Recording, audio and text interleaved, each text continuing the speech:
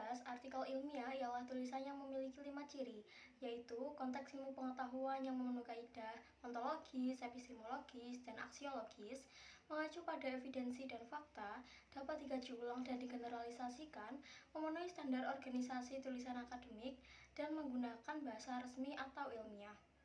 Mahasiswa sarjana 1 sampai dengan sarjana 3 wajib menghasilkan artikel ilmiah sebagai bukti kemampuan akademik dalam bidang keahliannya. Karena itulah, Dirjen Dikti memunculkan standarisasi penulisan artikel ilmiah melalui Surat Edaran 152-E-T-2012.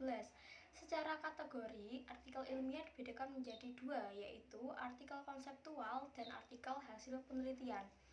Artikel konseptual lebih mengacu pada konsep teoritis dari penulis. Artikel hasil penelitian lebih mengacu pada studi empiris penelitian dari hasil penelitian. Dari segi kadar keilmiahan, artikel ilmiah hasil penelitian lebih ilmiah dibandingkan dengan artikel yang konseptual. Judul merupakan garis besar dari sebuah pembahasan. Dalam judul, tidak boleh terlalu panjang dan tidak boleh terlalu pendek. Jadi, judul harus dapat mempresentasikan topik yang dibahas oleh penulis. Berkaitan dengan penulisan judul artikel ilmiah, LIPI memunculkan kriteria judul dalam artikel ilmiah yang baik, antara lain ketika seseorang menuliskan judul, unsur keinformatifan dan kemenarikan harus dimunculkan. Kedua, penulisan judul harus memenuhi unsur yang singkat sehingga tidak bertele-tele, jelas, lugas, sehingga ini memudahkan pembaca dan mempresentasikan kegayutan dengan topik yang dibicarakan. Selanjutnya adalah ketiga, penulisan judul harus memiliki relevansi kata kunci yang dimunculkan oleh penulis. Keempat, judul artikel penelitian harus memiliki kesesuaian dengan rumusan masalah penelitian.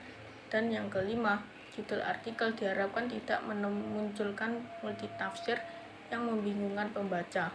Hal ini berdasarkan pendapat Aminullah pada tahun 2013. Selain itu, hal yang tidak boleh dilupakan oleh seorang penulis artikel ilmiah dalam penulisan judul yakni 1. Judul relevan dengan isu-isu yang mutakhir. 2. Judul artikel ilmiah memiliki tingkat orisinalitas tinggi dan bukan hanya plagiasi dari karya orang lain. Dan judul memiliki nilai urgensi yang tinggi. Abstrak ialah intisari artikel ilmiah. Pada abstrak inilah pembaca bisa memahami isi tulisan secara garis besar. Standar penulisan abstrak pada setiap jurnal berbeda-beda sesuai dengan gaya selingkuh masing-masing jurnal. Ciri umum penulisan abstrak yaitu seperti pendahuluan, metode, pembahasan, dan simpulan, atau biasa yang dikenal sebagai IMRAD atau Introduction, Method, Result, or Discussion, and Conclusion. Panjang abstrak biasanya sekitar 150 sampai dengan 250 kata. Dalam abstrak terdapat kata kunci yang menjadi indeks untuk artikel. Contoh indeksnya tuh kayak pendidikan, sains, psikologi, dan lain-lain. Kata kunci biasanya berjumlah 3 sampai dengan 5 kata tergantung gaya jurnal yang dituju.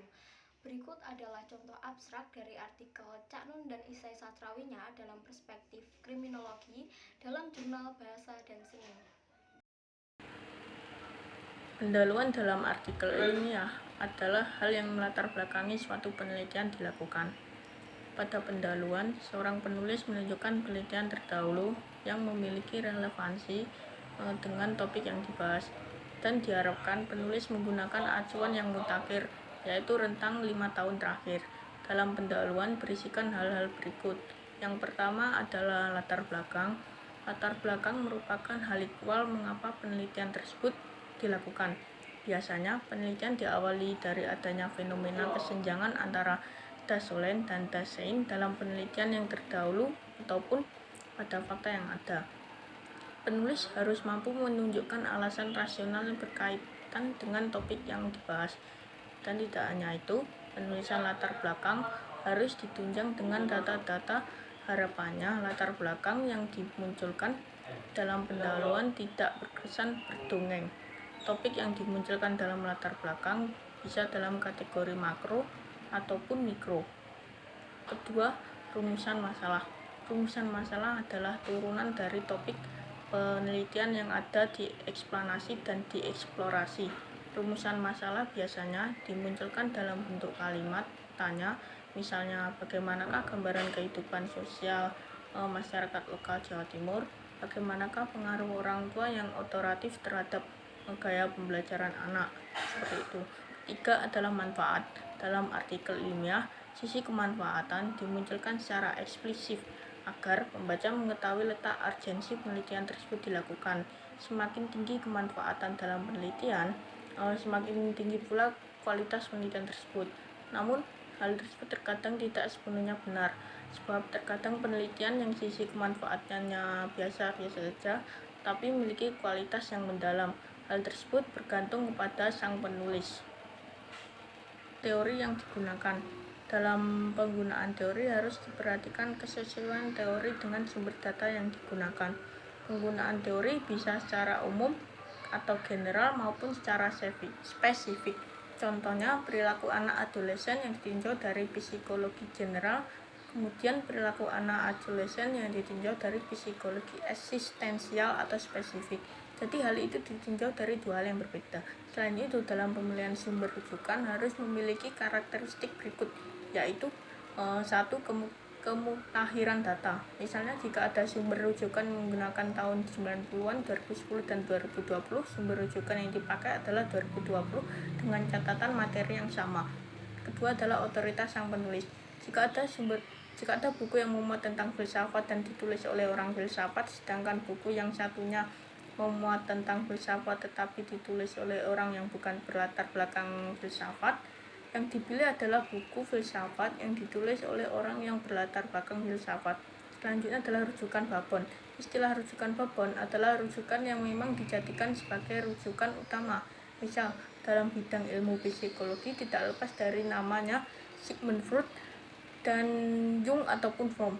Dalam pengutipan teori, peneliti tidak diperkenankan hanya menjajar kutipan agar terkesan lebih ilmiah, tapi peneliti harus mampu mengelaborasi dengan pandangan ahli yang lainnya.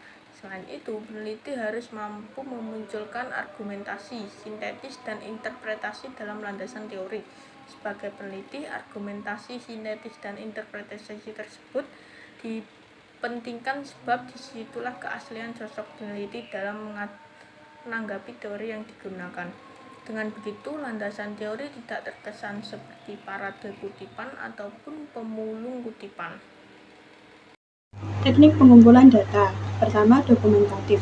Dokumentatif menggunakan sejumlah studi literatur yang sudah ditulis sebelumnya dan dikaji sehingga mendapatkan data yang diperlukan dalam yang kedua yaitu wawancara. Metode ini melibatkan sejumlah orang dan perspektif yang berbeda-beda. Cara mengumpulkan data yang digunakan untuk memperoleh informasi langsung dari sumbernya. Wawancara ini digunakan bila ingin mengetahui hal-hal dari responden secara lebih mendalam, serta jumlah responden yang sedikit. Yang ketiga yaitu etnografis atau model penelitian kualitatif yang memiliki tujuan mendeskripsikan karakteristik kultural yang terdapat dalam diri individu atau sekelompok orang yang menjadi anggota sebuah kelompok. Metode penelitian artikel ilmiah atau cara ilmiah untuk mendapatkan data dengan tujuan dan kegunaan tertentu. Pertama, menggunakan pendekatan kualitatif atau pengamatan yang mendalam. Metode ini fokus pada pengamatan yang mendalam. Oleh karenanya, penggunaan metode kualitatif dalam penelitian dapat menghasilkan kajian atas suatu fenomena yang lebih komprehensif. Yang kedua yaitu kuantitatif atau perhitungan. Metode penelitian menggunakan angka dan statistik dalam mengumpulkan serta analisis data yang dapat diukur. Yang ketiga yaitu mix, menggunakan keunggulan dari data kuantitatif dan kualitatif sehingga dapat menghasilkan data yang akurat. Yang selanjutnya yaitu analisis data, yaitu mengidentifikasi, mencari dan memilah data klasifikasi. Yang kedua, klasifikasi, mengelompokkan data sesuai dengan kelompoknya. Yang ketiga, reduksi, penilaian data apakah sesuai dengan artikel ilmiah yang akan kita tulis. Yang keempat yaitu paparan, memaparkan hasil yang telah kita dapatkan. Yang kelima yaitu evaluasi atau refleksi, mengevaluasi data dan meninjau ulang apakah data yang kita dapatkan sesuai dengan judul dan tema yang akan kita tulis. Analisis dan diskusi hasil pembahasan. Analisis mengacu pada pemrosesan data utama yang dilakukan oleh peneliti. Sementara pembahasan melibatkan penafsiran, sintesis, dan perbandingan hasil analisis dengan penelitian terdahulu. Di sini, peneliti menemukan keunikan dalam menyajikan temuan penelitiannya. Dalam penulisan artikel jurnal, bagian ini dapat dibagi menjadi dua subbagian, analisis dan pembahasan hasil, atau disatukan dalam satu subbab yang disebut pembahasan. Kesimpulan tidak boleh mengundang dari pendahuluan, rumusan, masalah, dan hasil penelitian, sebab kesimpulan merupakan sebuah ekstraksi dari jawaban yang telah dimunculkan pada rumusan masalah. Daftar rujukan merupakan pustaka yang dirujuk oleh sang penulis. Dalam penulisan daftar rujukan, penulis hanya diperkenalkan menuliskan rujukan yang dikutip saja. Dalam penulisan daftar rujukan, seorang penulis diharapkan 1.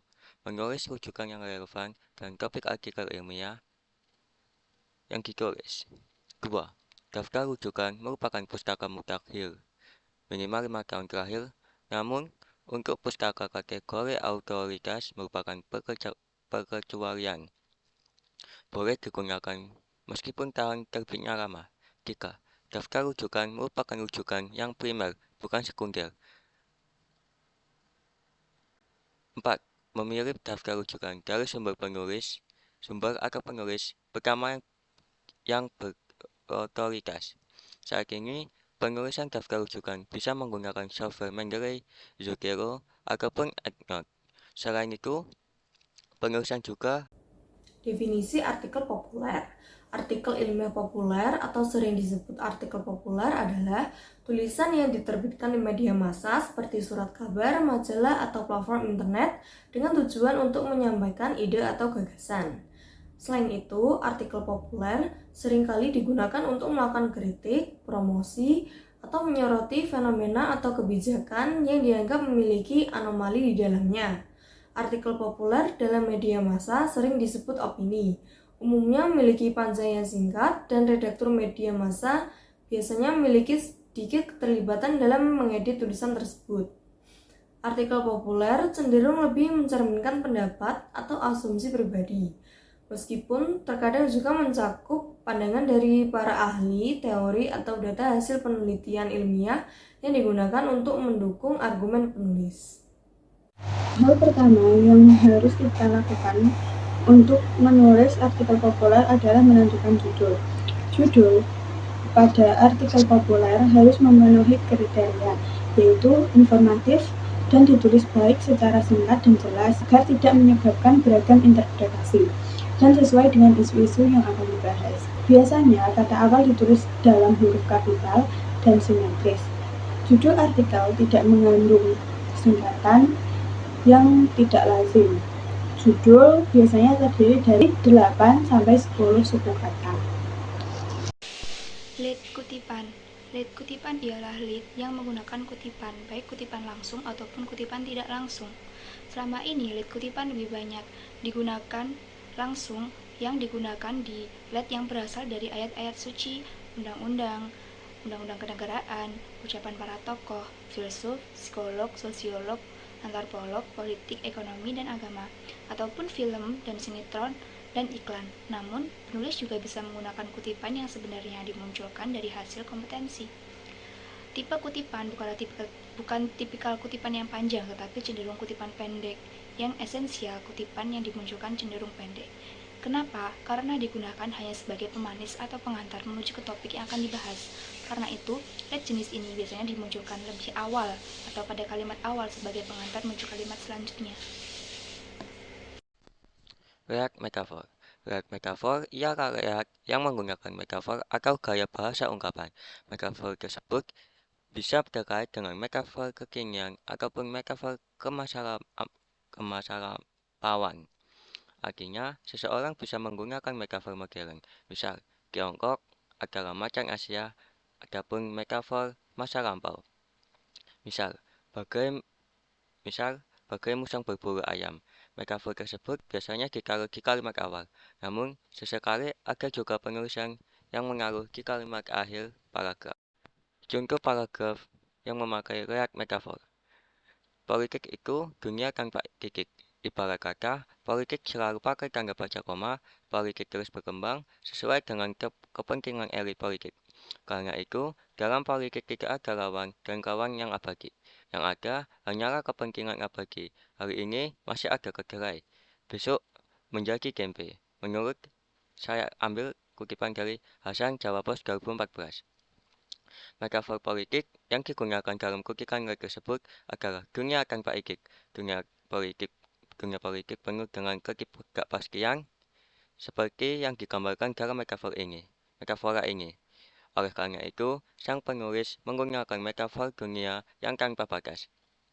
Sang penulis menggunakan metafor tanda koma untuk berbicara tentang politik, ingin membuktikan bahwa politik tidak pernah berakhir, politik adalah sesuatu yang masih terjadi dan tidak akan pernah berakhir. Yang ketiga adalah lead imajiner atau pengandaian. Lead imajiner atau pengandaian ialah lead yang menggunakan imaji, baik imaji sang penulis ataupun imaji sang pembaca. Lead imajiner ini mengajak sang pembaca untuk mengimajinasikan sesuatu, untuk melihat ke masa depan ataupun melampaui masa depan. Nah, kata-kata yang digunakan itu misalkan bayangkan, seandainya, seumpamanya. Berikut ini contoh lead imajiner atau pengandaian. Kalau ada suatu hal yang boleh saya sesali dalam hidup, itu adalah mengapa kebutuhan saya akan buku bacaan tidak seperti kebutuhan akan makanan. Maksud saya, jika kita tidak makan seharian, perut kita akan kesakitan. Jika pola makan kita ngawur, kita rentan terserang berbagai kemungkinan penyakit.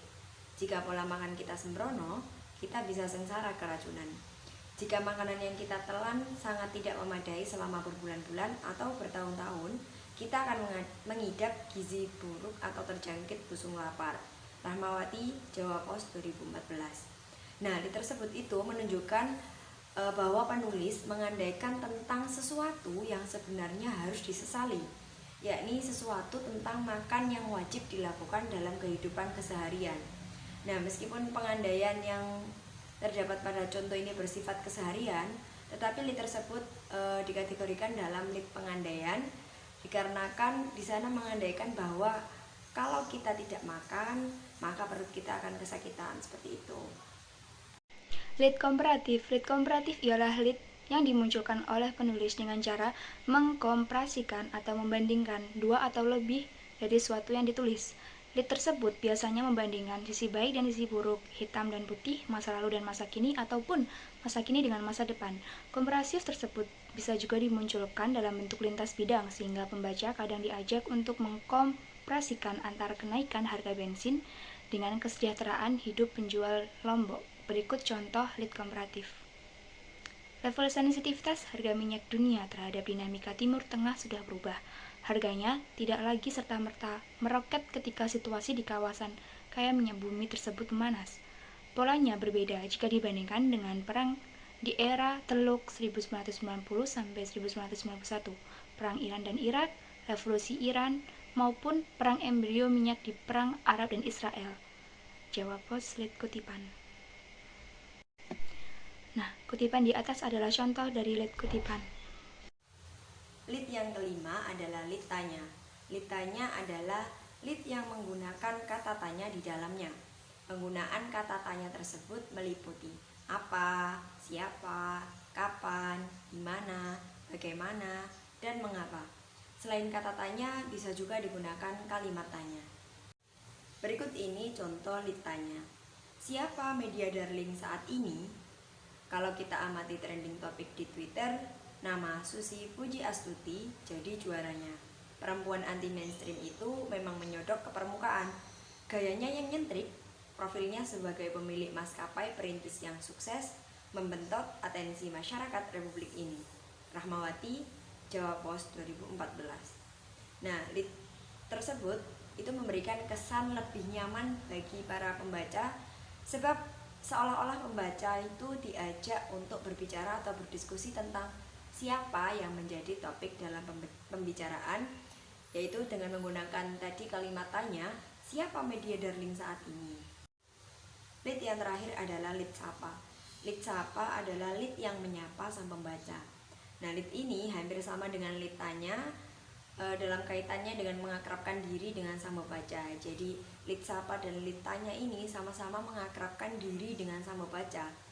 Bedanya, lead sapa ini menggunakan penanda sapaan. Misalkan, hai, halo, seperti itu. Nah, berikut ini contoh dari lead sapa. Halo Ibu, saya ucapkan selamat atas dilantiknya suami Ibu sebagai presiden kami yang baru. Ini bukan surat terbuka buat suami Ibu, karena saya yakin sudah banyak dan bagus-bagus.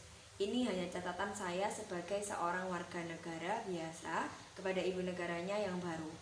Suryani, Jawa Pos 2014. Nah, melalui contoh lead tersebut, penulis menyapa sang pembaca. Nah, sang pembaca ini yang diharapkan adalah ibu negara dengan melalui tulisan tersebut, sehingga ibu negara ini merasa diajak bertama-tama sebab penulis menggunakan sapaan yang memunculkan kesan akrab atau dekat dengan pembaca. Nah, kesan bahasa yang dimunculkan juga lebih cair dan terkesan tidak kaku. Isi dari artikel populer.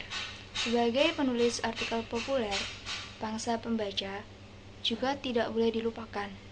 Nah, karena itu, penulis artikel populer harus memahami siapa yang menjadi sasaran baca dari tulisan tersebut. Seorang penulis artikel populer harus mampu mempengaruhi pembaca dari segi kedalaman isi.